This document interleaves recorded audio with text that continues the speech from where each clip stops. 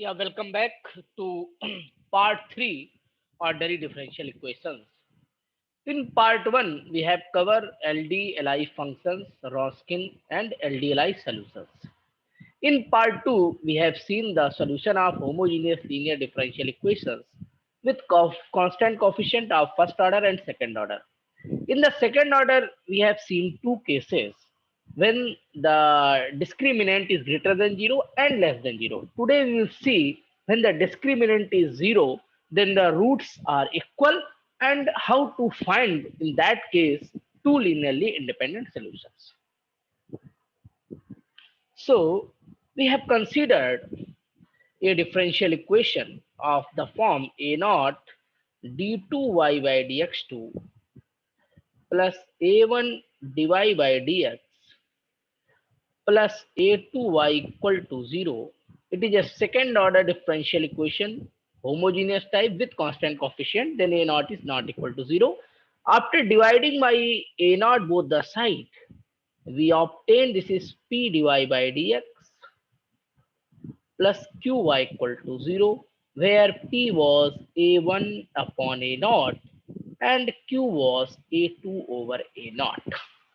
Then writing in the complementary functions, I told you the auxiliary equation was m square plus pm plus q equal to 0, or you can say that if we assume the solution was e to the power mx, then we got this equation. You can follow my part 2 lecture, then you will better understand it. And the values of m using the discriminant approach, it is p square minus 4q by 2.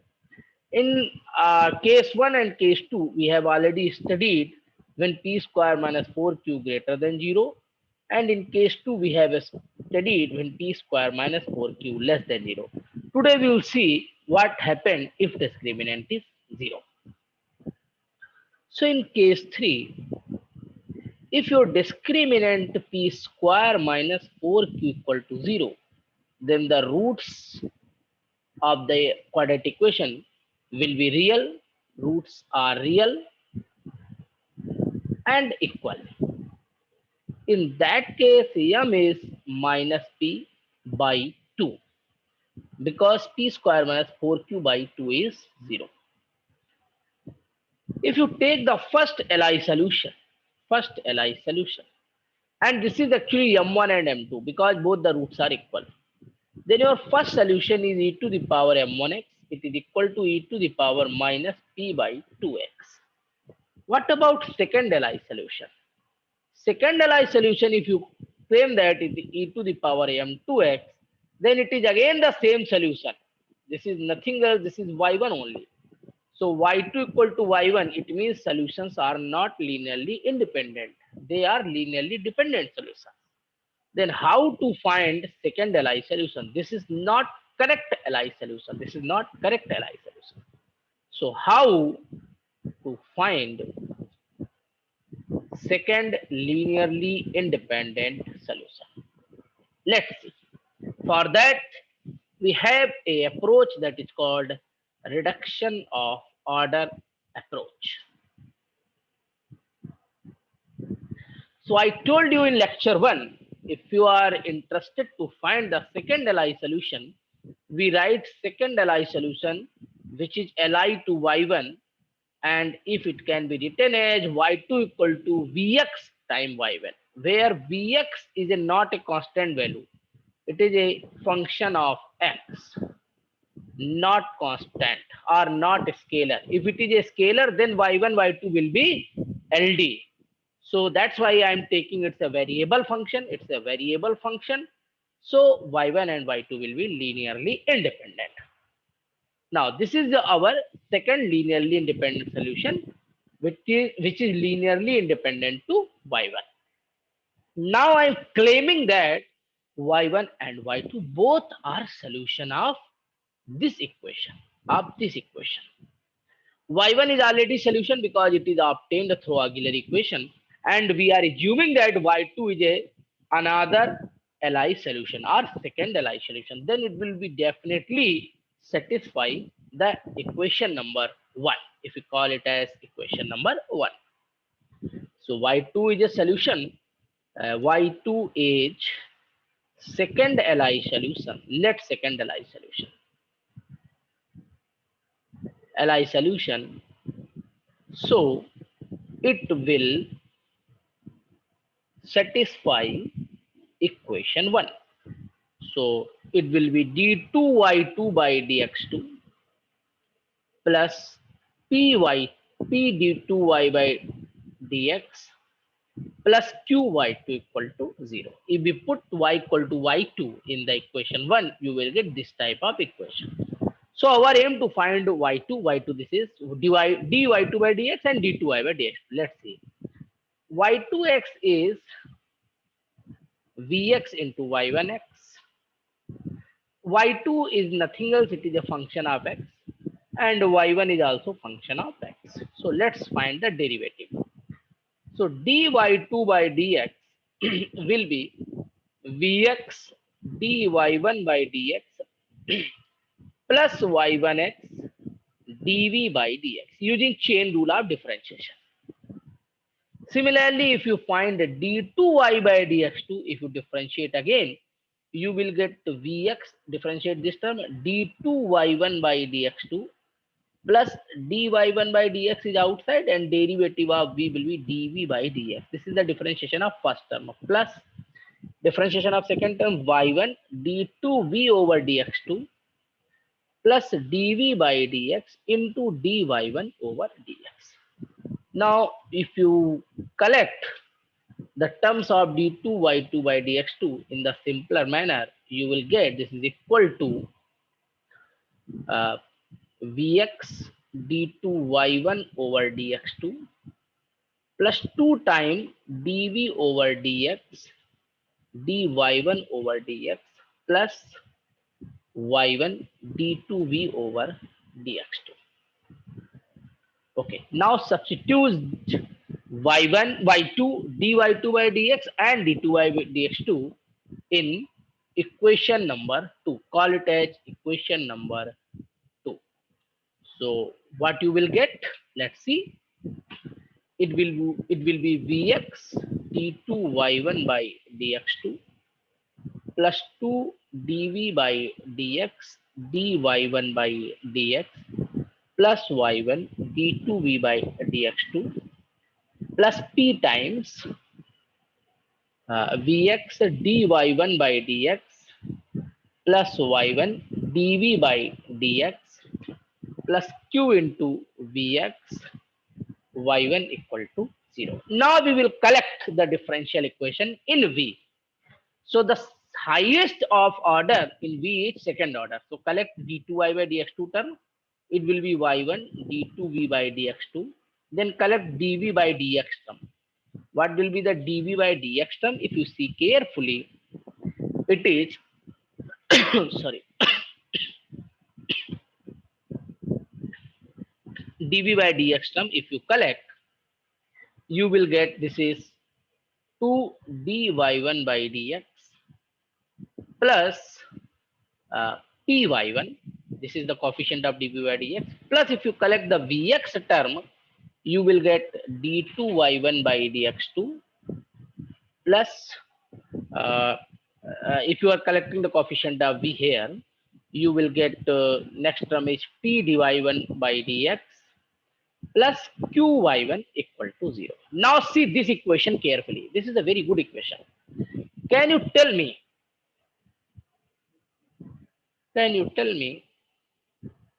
what will be the, so if you see here, you can see that this is a very interesting term. Can you tell me the value of this term? I am claiming this value is 0. Think by yourself. Why? Because y1 is first Li solution of equation 1. It means y1 will also satisfy equation 1. So you will get d2y1 by dx2 plus p dy1 by dx plus qy1 equal to 0. Why this is 0? Because y1 is a solution of equation 1, so it will satisfy ultimately. That's why this term is 0. Now I am also claiming that this term is also 0. Think by yourself. Why this term is 0? See carefully because this is related to y1. Then see the y1 solution. Y1 is actually e to the power minus p by 2x. And you are dealing with the term dy1 by dx. So differentiate both the sides. dy1 by dx, you will get e to the power minus p by 2x into minus p by 2 if you are differentiating with respect to x. It means if we see carefully, take 2 in the left hand side, so 2 dy by dx, dy1 by dx minus minus plus p if you take in the right hand side, this is nothing else, this is y1 only equal to 0. 2 in left hand side minus, take in the right left hand side, it will become plus, and it is again y1. So 2 dy1 by dx plus py one is also 0. It means we have only one term, that is y1 d2v by dx2 equal to 0. Y1 is e to the power minus p by 2x. The entire world knows that this is never 0 because it is an exponential function, but the product of these two functions is 0. So d2v by dx2 will be ultimately 0. If you differentiate both the, integrate both the side once, you will get dv by dx equal to some constant c1 dash. If you integrate again, you will get dx equal to c1 dash x plus c2 dash. Here v is nothing else, it was the function of x only. So vx is c1 dash x plus c2 dash x. So second Li solution is vx into y1, or you can say that it is c1 dash x plus c2 dash y1. So y2 is c1 dash x y1 plus c2 dash y1. This is a linear dependent part with the y1. So this part cannot be Li to y1. So this part is Li to y1 because we are searching the variable coefficient. Here Vx is a variable coefficient. That's why this is not a variable coefficient. So this part is not Li to y1, but this part is Li to y1 due to this variable x. Therefore, our second Li solution is x into y1. See carefully. This is our second Li solution. And x is the value of Vx here. Here, if you see carefully, C2 dash, you can put 0 for your choice, C1 dash equal to 1. If you are not putting any value, you can see here, due to C2 dash is a constant value or a scalar value, this part is not Li, this part is only Li, and the Li variable is Li by coefficient is Vx, that is x here. So linear combination, I told you the family of solution can be written as family of solution. I told you in the first lecture and second lecture in both C1 Y1 plus C2 Y2, C1 Y1 plus C2 Y2 is X into Y1, X into Y1. So this will become this will become C1 plus C2X into Y1. If you take Y1 outside, this is the family of solution. Family of solution. Or you can write that family of solution is, that's complementary function I told you, C1 plus C2x into e to the power minus p by 2x. Or you can write C1 plus C2x e to the power mx. M is the repeated root. That is repeating twice actually. This theorem can be generalized if we have higher order differential equation. Higher order differential equation means 3, 4 and so on, and roots are repeated, here roots are repeated twice. If roots are repeated, suppose 3 times, m equal to m1, m2, m3, and all these roots are equal, in that case, your CF part, or you can say that CF part for these three part, CF first, if you call CF first, corresponding to these three roots only will be C1 plus C2x plus C3x square e to the power mx.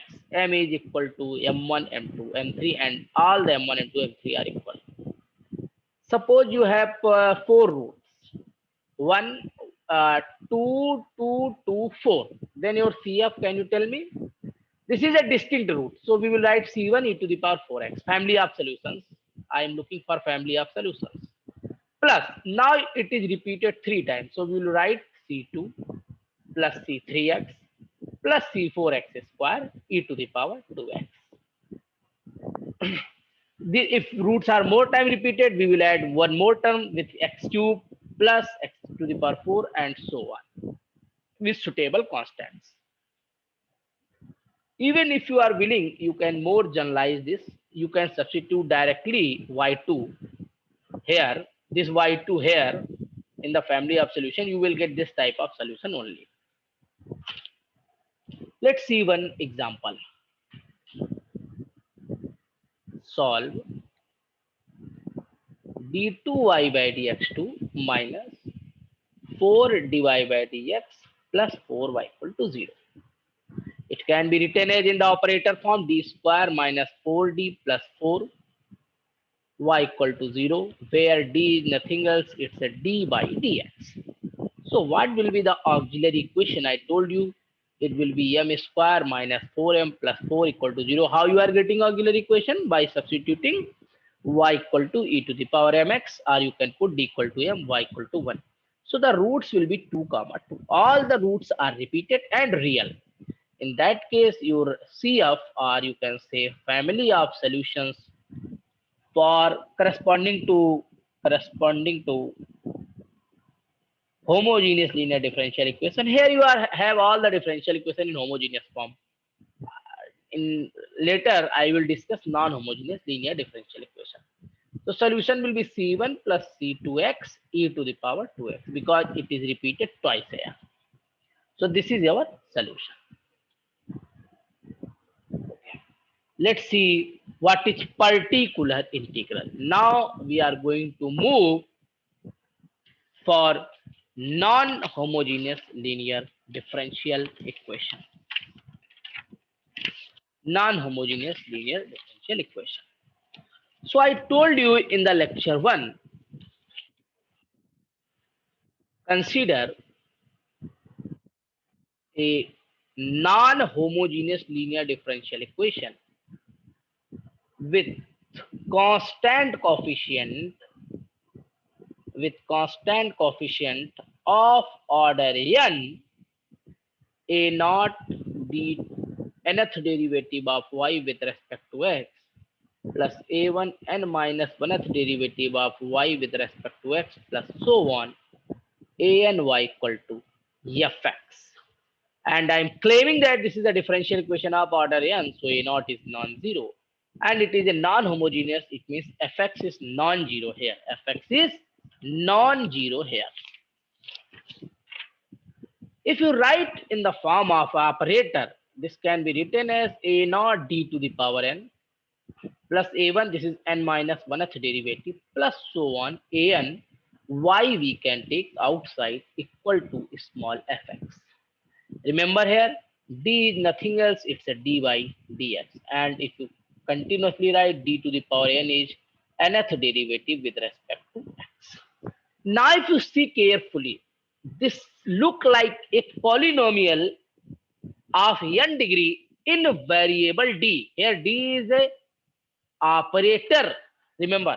So it's a polynomial equation in the terms of operator, and that polynomial of n degree and in the variable that is actually operator here d.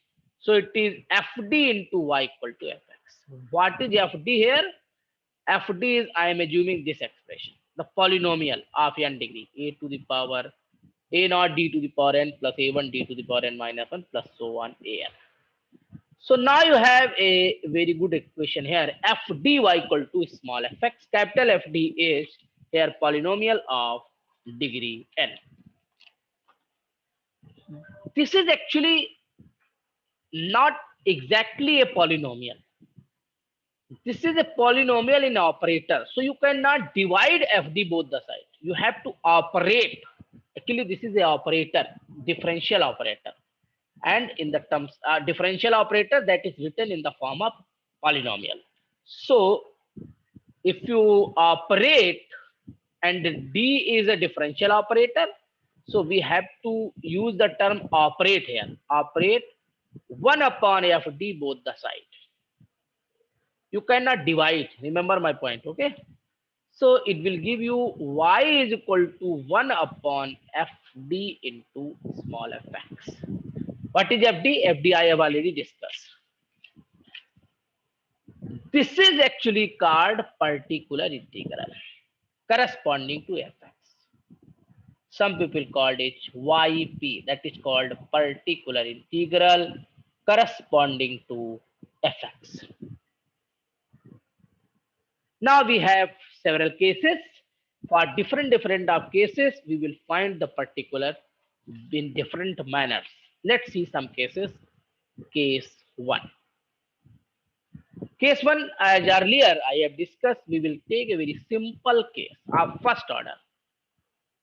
dy by dx minus ay equal to fx. Take a very simple version.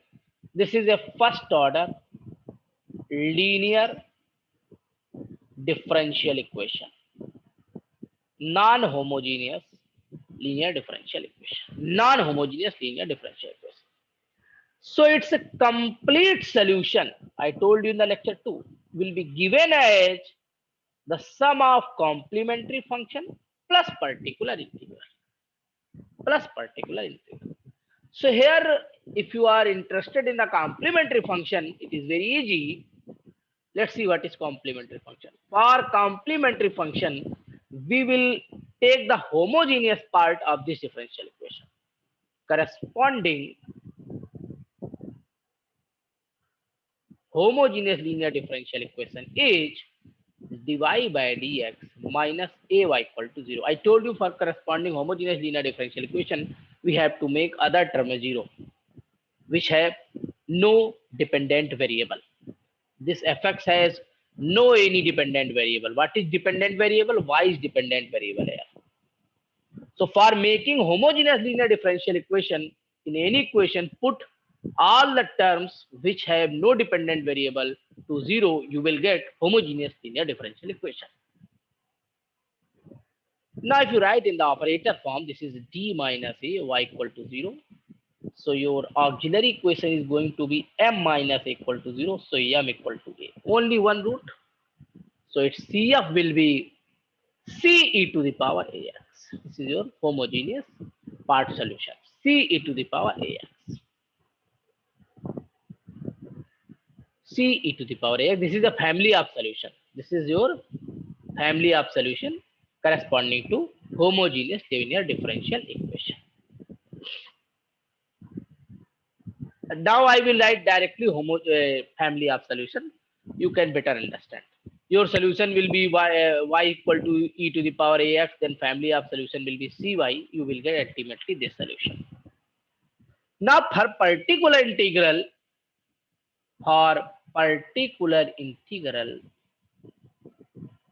we will see differential equation again, that is dy by dx minus ay equal to fx. This can be written as d minus a y is equal to fx. D minus a y is equal to fx. Call it as fd. I told you already. So fdy equal to fx. Here fd is nothing else. It is a simple polynomial in degree of d in degree 1 of degree 1. So y will be 1 upon fd into fx. If you operate 1 upon fd both the sides. Now you can write this is look like 1 upon d minus a into fx because your fd is 1 upon d minus a. Call it as yp. You can write it as yp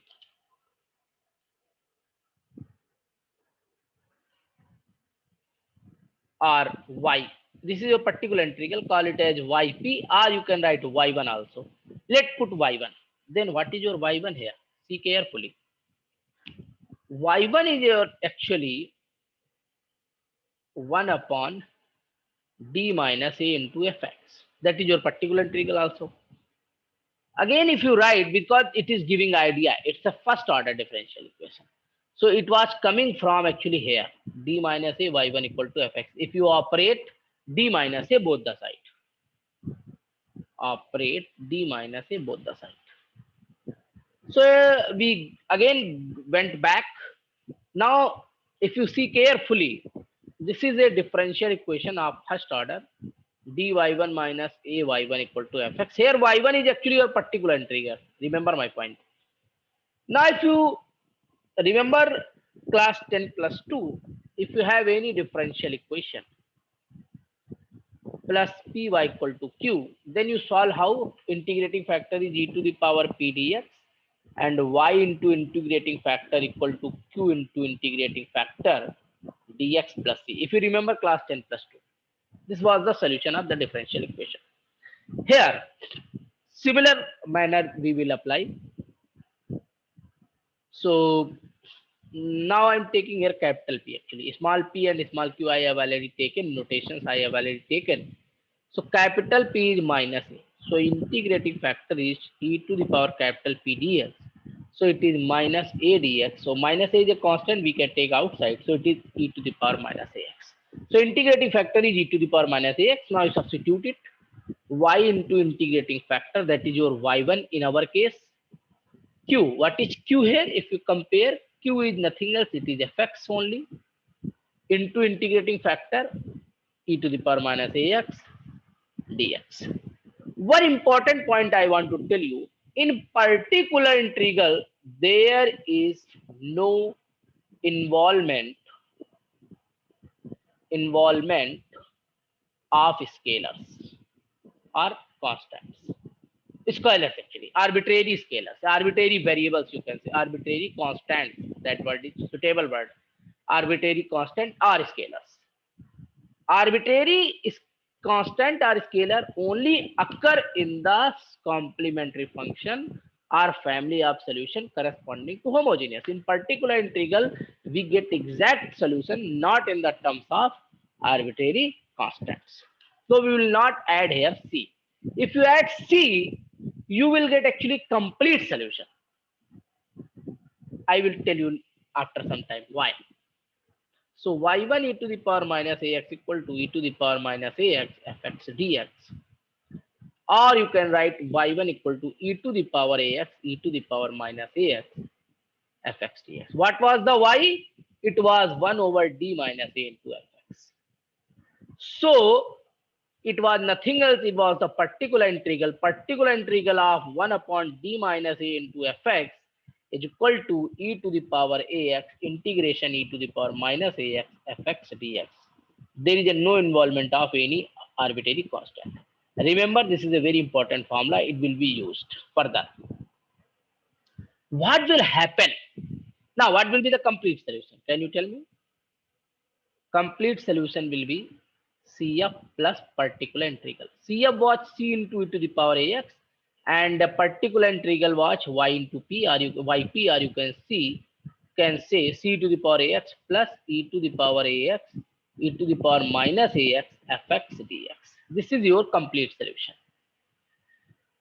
So what is differ here in comparison to class 12? In class 12, you have studied solution of dy by dx minus ay, I am solving in y1 only, is equal to fx, or you solve in y, integrating factor was e to the power ax, and y into integrating factor equal to qne fx into e to the power ax dx plus c.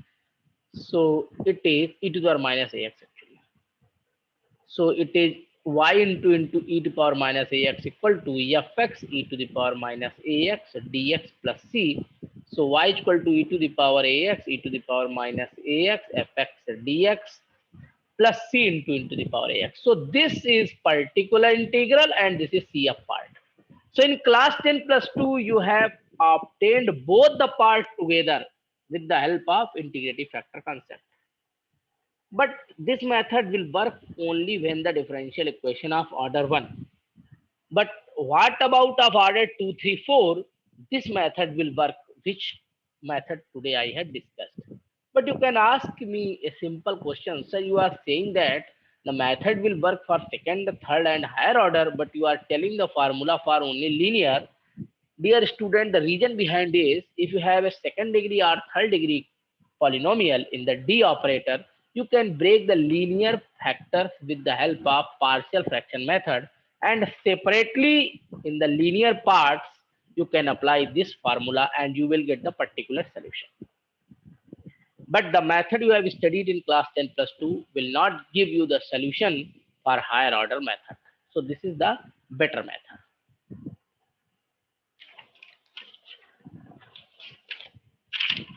Let's see next case. Before that, I will solve some basic examples for better understanding. Suppose you have a differential equation uh, that part linear factors are roots are d minus 1, d square plus 1, y equal to 0.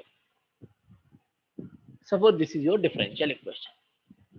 If you multiply it, you will get d cube plus d minus d square minus 1, y equal to 0.